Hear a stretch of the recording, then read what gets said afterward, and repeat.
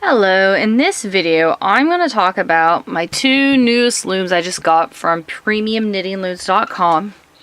I got the large oval panel loom 1/2 inch gauge, and it has 116 pegs on it. See, here's how big it is.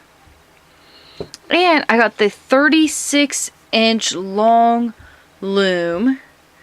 And it's got, I wrote it on here, 120 pegs on it. Now, to give you an idea of just how big these looms are, this right here this is actually the Knit UK. Let's see if I can go back any farther. That is actually the Knit UK long loom, and that's the longest one in their long loom set. It's exact same size as the Nifty Knitter long loom and the longest loom in the boy long loom set. So that's it. And here we got this one, and it's about that much longer than this loom.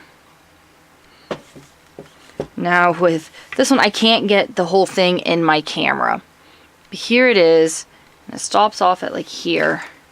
So it is this much longer than that loom. It's almost double the length of this loom.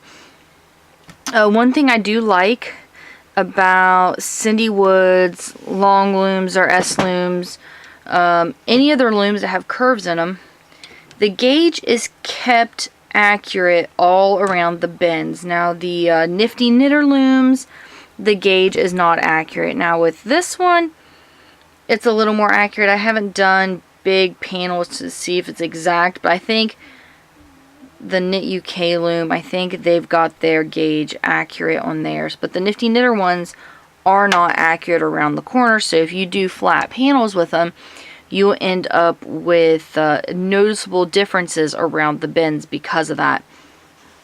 Alright, well that's all I really have about these.